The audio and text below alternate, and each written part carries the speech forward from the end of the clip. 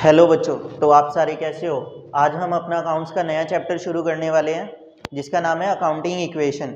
इसमें हम काफ़ी सारी एंट्रीज करना सीखेंगे और बैलेंस शीट बनाना सीखेंगे कि बैलेंस शीट कैसे बनती है, एसेट्स क्या होती हैं, लाइबिलिटी क्या होती हैं। ये हमारा लेक्चर 3 रहने वाला है जर्नल के बाद। आई होप आपको जर्नल वाला चैप्टर काफ़ी अच्छे से समझ में आया होगा। तो हम अपना नेक्स्ट चैप्टर शुरू करते हैं, अकाउंटिंग इक्वेशन देखते हैं। तो देखो, हमारे पास ना अकाउंटिंग इक्वेशन होती क्या है। अकाउंटिंग इक्वेशन एक्चुअल में कौन सी इक्वेशन होती है जो हमें ये बताती है जो हमारी एसेट्स होती हैं वो किसकी इक्वल होंगी, लाइबिलिटीज प्लस कैपिटल। यानी कि ये हमें क्या बताती है, जो हमारी एसेट्स होंगी वो लाइबिलिटी प्लस कैपिटल के इक्वल होंगी। मतलब लाइबिलिटी और कैपिटल का जोड़ और जो एसेट का सम आएगा वो दोनों हमेशा आपस में इक्वल होंगे। तो हमारी कंपनी की फाइनेंशियल पोजीशन अच्छी है। अगर वो इक्वल नहीं आ रहे हैं, ठीक है, एसेट में फ़र्क आ रहा है या लाइबिलिटी में फ़र्क आ रहा है, तो या तो हमारी बैलेंस शीट गलत होगी। और अगर हमारी बैलेंस शीट बिल्कुल कंफर्म सही है तो इसका मतलब हमारे कंपनी के जो अकाउंट्स हैं वो ऊपर नीचे हैं। हमारी जो कंपनी है वो किसी ना किसी फाइनेंशियल सोर्स से मतलब थोड़ी बहुत ही लॉस में जा रही है, फाइनेंशियल लॉस में जा रही है। तो चलो हम स्टार्ट करते हैं। हमारे पास पहली एंट्री वो बोलता है Gopal started business with capital 75,000। देखो, गोपाल ने पैसा लगाया, बिजनेस शुरू किया। जब हम पैसा कंपनी में इन्वेस्ट करते हैं उसको हम क्या बोलते हैं, कैपिटल बोलते हैं। ठीक है, तो यानी कि 75,000 की कैपिटल आ गई और लाइबिलिटी तो अभी आई नहीं है, ज़ीरो। और एसेट में क्या आ जाएगा, कैश। क्योंकि अगर मैंने कैपिटल लगाई है, किस फॉर्म में लगाई है, पैसे के फॉर्म में लगाई है, कैश की फॉर्म में लगाई है, तो मेरा कैश में कितना आ जाएगा, 75,000। ठीक है, नेक्स्ट एंट्री मेरे पास है Gopal purchase furniture for cash. ठीक है, 5,000। गोपाल ने फर्नीचर ले लिया। अगर हम कोई चीज़ परचेज कर रहे हैं हमारी जेब से पैसा तो जाएगा। कितने का परचेज किया उसने, 5,000 का। तो मैं इसे क्या करूँगा, कैश में से माइनस कर दूंगा 5,000 को। क्यों, फर्नीचर ले लिया मैंने। अब मैं करूँगा क्या, मैं यहाँ पे ना एसेट, फर्नीचर मेरी एसेट होती है, फर्नीचर का कॉलम बना लूँगा और फर्नीचर में मैं क्या लिख लूँगा, 5,000 प्लस कर लूँगा। क्यों, कैश जा रहा है, फर्नीचर आ रहा है, तो जो चीज़ जा रही है वो माइनस, जो चीज़ आ रही है वो प्लस। नेक्स्ट, इसका हमारा कैपिटल के ऊपर कोई इफेक्ट नहीं पड़ेगा, लाइबिलिटी के ऊपर कोई इफेक्ट नहीं पड़ेगा।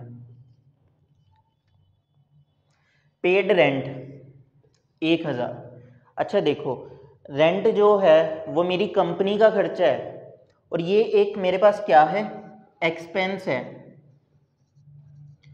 एक्सपेंस क्या शो करते हैं मेरे को, लॉस शो करते हैं। तो जो एक्सपेंसेस मेरे लॉस में हिस्सेदार होंगे उनको मैं क्या करूँगा, कैश में से तो माइनस करूँगा ही करूँगा। क्यों, कैश की फॉर्म में जा रहा है रेंट, प्लस मैं कैपिटल में से भी इसे माइनस करूँगा। क्यों, क्योंकि ये एक कंपनी का एक्सपेंस है जो मेरे को क्या शो कर रहा है, लॉस शो कर रहा है। ये एक्सपेंस मेरे को क्या शो करेगा, loss. Gopal purchase goods for cash. अब गोपाल ने गुड्स खरीदी।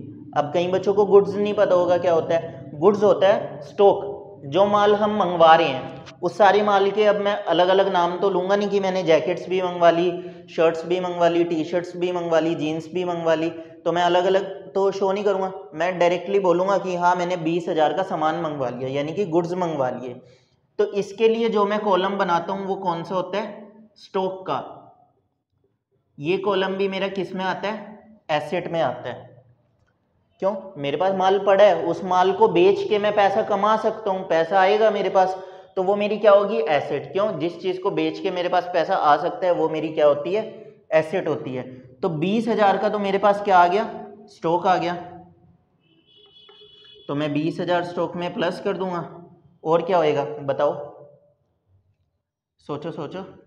20,000 मेरा स्टॉक में तो आ जाएगा और कैश में से भी माइनस होएगा। क्यों, पैसा जाएगा जब ही तो सामान आएगा। और अगर पैसा नहीं गया तो सामान कैसे आ जाएगा। Next, Gopal purchase goods on credit. इस बार उसने उधार पर खरीदा 16,000 का। चलो चाहे उधार पर खरीदा चाहे कैश में खरीदा, सामान तो हमारे पास आया है ना, तो उस सामान को मैं क्या कर दूंगा, स्टॉक में क्या कर दूंगा, प्लस कर दूंगा। 16,000 का सामान प्लस हो गया। पर लेकिन अब मैंने जिससे उधार पर लिया है उस उधार को मेरे को चुकाना भी तो पड़ेगा, मेरे को उस उधार को वापसी भी करना है। तो 16,000 की मेरे पास क्या क्रिएट हो गई, लाइबिलिटी। किस नाम से, क्रेडिटर के नाम से। क्रेडिटर कौन होते हैं, जिनसे मैं उधार पर क्या कर रहा हूँ, परचेज कर रहा हूँ। तो 16,000 मेरा किस में आ गया, क्रेडिटर में आ गया। क्लियर। नेक्स्ट मेरे पास क्या आता है, उसने बोला गोपाल सोल्ड गुड्स कॉस्टिंग 12,000। 12,000 वाला सामान उसने बेच दिया, कितने में, 15,000 में। और किस पर, क्रेडिट पर, यानी कि उधार पर। तो चलो देखते हैं, अगर 12,000 का कोई सामान बेच रहा हूँ तो वो सामान मेरे पास से कम होएगा। 12,000 का सामान चला गया। अब उधार पर बेचा तो क्या बन गए मेरे, डेटर्स। जिनको मैं उधार पर बेचूंगा वो डेटर्स, जिनसे मैं उधार पर खरीदूंगा वो क्रेडिटर। अब डेटर आने वाले टाइम में मुझे पैसा देंगे ना, तो वो मेरी क्या हुई, एसेट हो गए। मेरे पास इधर थोड़ा सा स्पेस कम है, मैं डेटर्स का कॉलम आपके लिए इधर बना देता हूँ। तो डेटर्स में मेरा कितना आ जाएगा, बेचे कितने गए, 15,000 के। तो डेटर्स में मेरा कितना आ गया, 15,000 आ गया। ठीक है, cash zero, furniture zero, stock में से तो माइनस होना ही है क्योंकि 12,000 का सामान बेच दिया। अब देखो 12,000 वाला कितने में बेचा, 15 में। 3,000 का मुझे क्या हो गया, प्रॉफिट। सारे प्रॉफिट कैपिटल में क्या होते हैं, प्लस होते हैं, और सारे लॉसेस माइनस होते हैं। अब देखो इक्वेशन मुझे क्या कहती है, एसेट किसके इक्वल होनी चाहिए, लाइबिलिटी प्लस कैपिटल के। तो अब टोटल करता हूं मैं, मेरे पास डेटर्स आ गए 15,000 के, 75,000 में से 5,000 गया, 70,000, 70 में से 1,000 गए, 69,000, 69,000 में से 20,000 चले गए। मेरे पास क्या बच गए, 49,000। 49,000 मेरा कैश का टोटल आ गया, 15,000 मेरा डेटर्स का आ गया।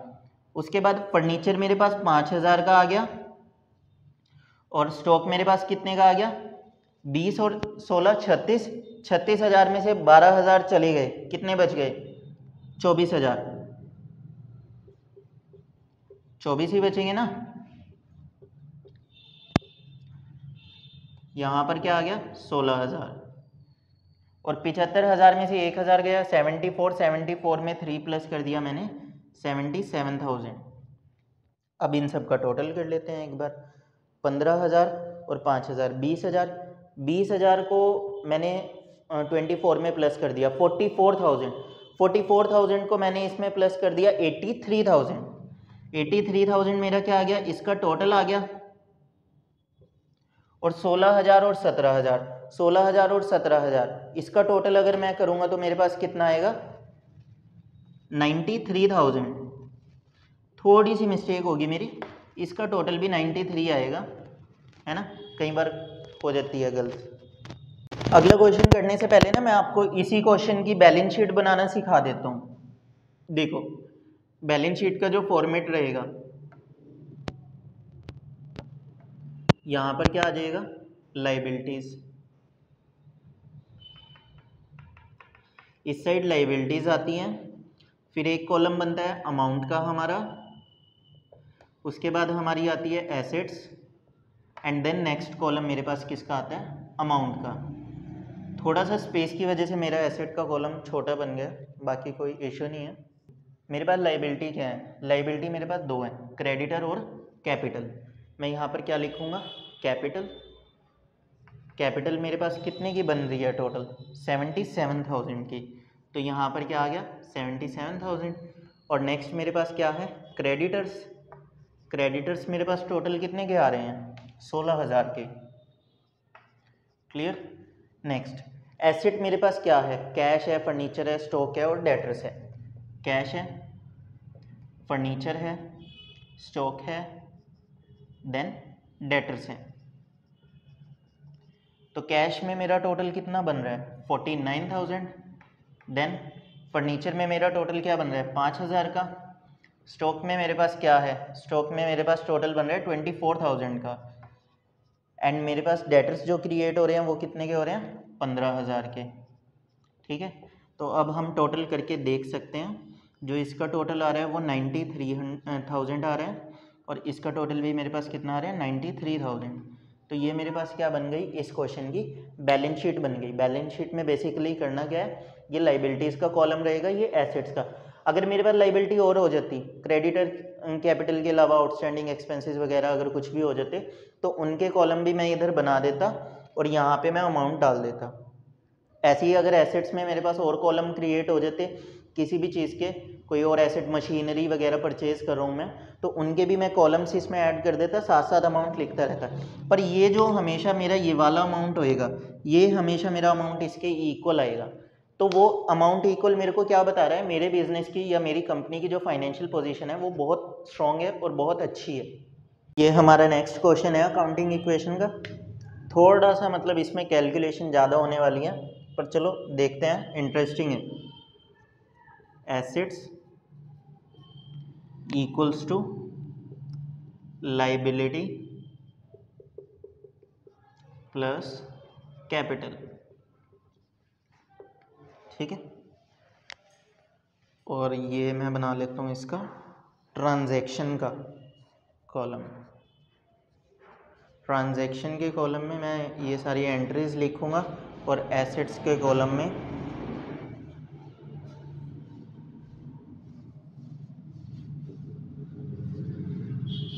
Started business with cash. अब देखो कैश लगाकर हम बिजनेस स्टार्ट कर रहे हैं, यहाँ पर ट्रांजैक्शन क्या आ जाएगी, started business with cash. Cash कितना लग रहा है, कैश का कॉलम बना लेता हूँ मैं इधर। ठीक है, और इधर कैपिटल का कॉलम मेरे पास है।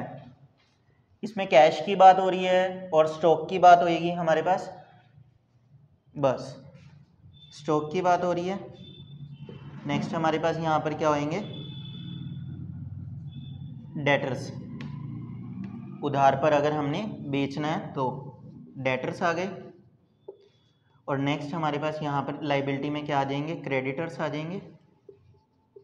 देन कैपिटल आ जाएगी। ठीक है, तो स्टार्टेड बिजनेस विद कैश, कितने से शुरू किया बिजनेस, 1 लाख से। तो 1 लाख रुपया मेरा किस में आ जाएगा, कैश में आ जाएगा। और 1 लाख रुपया मेरा किस में आ जाएगा, कैपिटल में आ जाएगा। बाकी सारी टर्म्स मेरे पास क्या रह जाएंगी, ज़ीरो रह जाएंगे। ठीक है, और यहाँ से मेरी एक नई इक्वेशन जनरेट होएगी। मेरे पास यहाँ पर न्यू इक्वेशन क्या आ जाएगी, 1 lakh plus 0 and then equals to 0 plus 1 lakh. देखो नेक्स्ट एंट्री मेरे पास क्या है, purchase goods for cash 20,000 on credit 30,000। Cash का मैंने सामान खरीदा 20,000 का। सिंपल सी बात है, कैश मेरे पास से जा रहा है। सबसे पहले मैं एंट्री लिख लेता हूँ, परचेज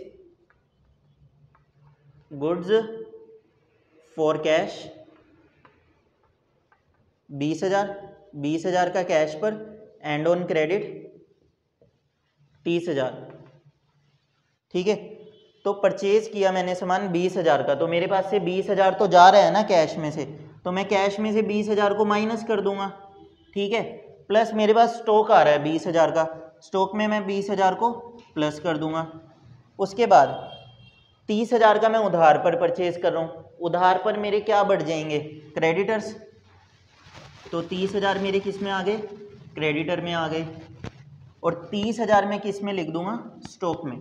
देखो सिंपल सी बात है, मैं चाहे उधार पर खरीद रहा हूँ चाहे कैश में, सामान तो मेरे पास आ रहा है ना। 30,000 का उधार पे खरीदा, ये भी स्टॉक में आएगा। 20,000 का कैश में खरीदा, ये भी स्टॉक में आएगा। पर 20,000 का जो सामान मैंने कैश में खरीदा वो कैश में से माइनस हो जाएगा, और 30,000 का जो उधार पर खरीदा है, पैसे तो गए नहीं, तो पैसों में से तो माइनस होएगा नहीं, तो मैं इसे किस में लिख दूंगा, क्रेडिटर्स में लिख दूंगा। क्लियर। यहां से मेरे पास जो नई इक्वेशन जनरेट होएगी वो मेरे पास नई इक्वेशन क्या होगी, 1 लाख में से अगर 20,000 में माइनस कर देता हूँ, 80,000 की मेरे पास क्या आ गए कैश, 50,000 का मेरे पास क्या आ गया स्टॉक, और डेटर्स मेरे पास अभी तक ज़ीरो हैं क्योंकि मैंने अभी उधार पर किसी को कुछ बेचा नहीं है। क्रेडिटर मेरे पास कितने हो गए 30,000 हो गए, और कैपिटल मेरे पास कितनी हो गई 1 लाख की। अब देखो ये सबसे बढ़िया एंट्री है जो मैं अभी समझाऊंगा, देखते हैं। सोल्ड गुड्स फॉर कॉस्टिंग, यहाँ पर लिख लेते हैं sold goods for costing,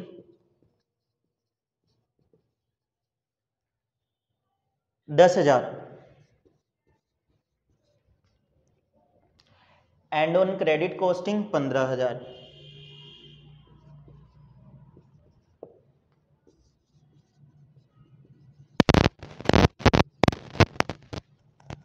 both है 20% प्रॉफिट। तो चलो देखते हैं। देखो 10,000 का जो सामान था उसने बेच दिया, ठीक है। सबसे पहले 10,000 का जो सामान मेरे पास से गया है वो 10,000 मैं यहाँ से क्या करूँगा माइनस करूँगा। उसके बाद मेरे पास से 15,000 का सामान और बिका है तो वो 15,000 भी मैं यहाँ से क्या करूँगा माइनस कर दूँगा, ठीक है। अब ये तो हो गया सिंपल साधारण सा काम कि जो सामान बेचा है वो सामान मैंने माइनस कर दिया।